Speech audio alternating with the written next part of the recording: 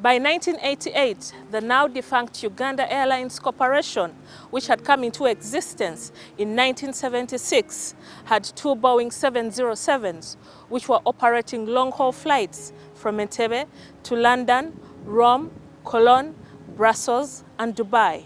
The airline also had two Fokker 44-seater planes operating regional flights. On Friday, October 14, 1988, at Entebbe International Airport, Engineer Dick Turinawe, who at the time was a ground engineer, certified a Uganda Airlines flight destined for Gatwick Airport in London as fit to fly. I dispatched that flight. But then, you know what would happen? You go, if you fly, for example, from here to London, it's about 7 hours. You cannot turn around immediately. You must rest. Because the idea is that you have been exposed to low pressure, your judgment is poor. The aircraft, flown by Captain Gerard Okweyo, would then proceed to Stansted Airport for maintenance. Among the passengers were the crew of the ill-fated return flight. That's the last time I saw. I remember when he was turning, we were doing a pushback, because I was wearing headphones, and he was showing me that he's not seeing me properly. I remember doing like this. Who was that? Captain Stephen Makyeli, showing me that he's not seeing me properly, so that I should move and he sees me. That was the last time I saw him. 2 days later, on the evening of October 16, 1988, according to Captain Stephen Makyeli, the Uganda Airlines Chief Pilot at the time, pre-departure procedures at Gatwick Airport were conducted for Uganda Airlines Flight QU 775. The aircraft was scheduled to fly to Entebbe with a routine stopover in Rome-Fiumicino International Airport in Italy. So the dispatcher comes on board the aeroplane when the crew come with all the documents and tells them the weather in Rome or in Entebbe is like this, we have so many passengers, we have so much cargo, you need so the minimum fuel you need is this. So the captain makes a decision whether to take a bit more fuel if he thinks the weather is not going to be favorable for his flight. So he can say, let me take a bit more fuel just in case I don't land on first or second attempt. The flight had 52 passengers, including crew members, Captain Stephen Walusimbi, a senior pilot, Flight Officer Andrew Kagwa, Flight Engineer Duncan Tukasingura, Electronics Engineer T. Rechungura, and Paul Hamala, who was in charge of airframe and engines. The air hostesses were Sise Nachanzi and Felicity Oleru, and the stewards were Aziz Magezi and Awan Okecho. The aircraft left Gatwick Airport at about 11 p.m., but an hour later it crashed while attempting to land at Fiumicino Airport. The crash investigators say that as the plane approached the airport, there was a blanket of fog. The air traffic controllers gave the crew permission to descend in preparation for landing on runway 16L. Both Turinawe and Makyeli were part of the team that investigated the crash, which included Ugandans and Italians. The weather deteriorated, but it was still okay for approach and landing. And as they approached to land, the visibility reduced, so the crew could not see the runway. So they decided to do what we call a missed approach.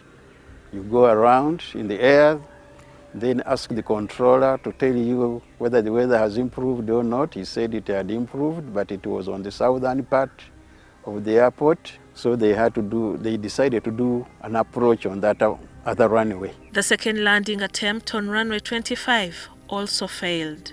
A third attempt was authorized on another runway, 34L. Turinawe listened to the cockpit voice recorder. The first officer, Kagwa, he saw the runway, but they were too high. So the captain tells the first officer, say, you fly the machine, I'll keep looking out of the window, and when I see the runway, I'll take over and land. Then after some time, the captain asks, what is our height, in a rush? He says, what is our height? Then the first officer says, 1,500 May is stopped.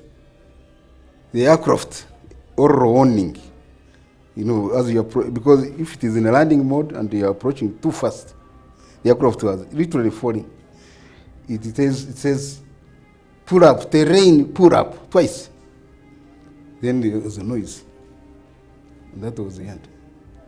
The monitoring was not properly executed, and where they thought they had reached a decision height, that's where they had gone a bit lower. They went lower like 50 feet or so. The aircraft hit 2 buildings and broke into 2.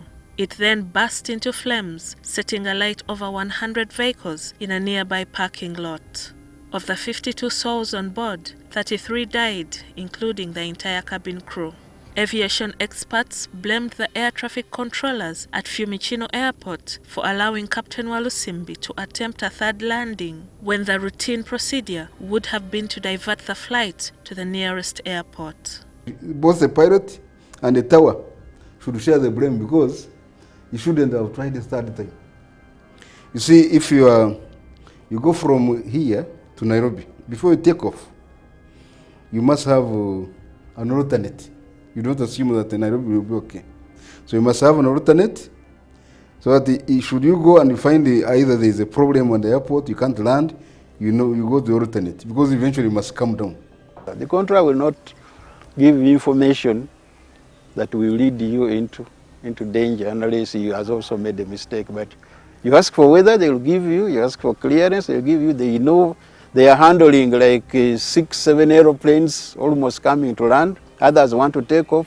So he's a fairly busy person. He cannot concentrate on one aircraft. The crash report presumed the crew had developed mental and physical fatigue after the previous landing approaches. The landing is a very taxing for the pilots, especially that time when these were not very modern aircrafts.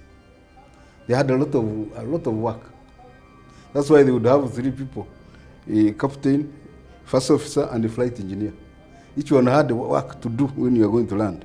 The aircraft, a Boeing 707-33C, serial number 19630, registration 5X-UBC, was manufactured in 1968, and by 1988 it had been in operation for 20 years with 57,776 flight hours. A day after the crash, the chief pilot of Uganda Airlines, Makyeli, traveled to Rome as part of a team of 11 led by the then Minister of Transport, Dr. Ruhakana Rugunda. It was a lot of activity, welfare of the survivors, the dead are where is the aeroplane, we want to go. So all these things had to be handled. We had to arrange with the funeral directors there to prepare the bodies. And then some of the relatives also of the survivors had to be flown to Rome. On Sunday, October 23, 1988, a Uganda Airlines plane flown by Captain Jack Cullinan touched down at Entebbe International Airport at 8:45 a.m., carrying the remains of those who had perished in the crash.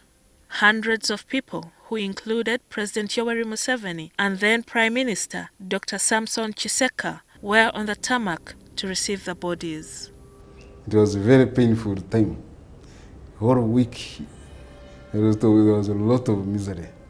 And especially when they brought the bodies.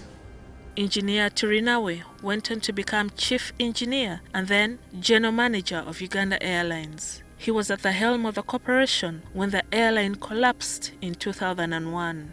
Now 70 years old, he is a senior lecturer at Makerere University Business School. After the airline's demise, Captain Makyeli worked with Kenya Airways for 10 years until he retired in 2011. Now 76 years old, he is the owner and manager of Jet Cottages and Jet Suites located in Chiwafu, Entebbe. GILLIAN NANTUME, NTV Tonight.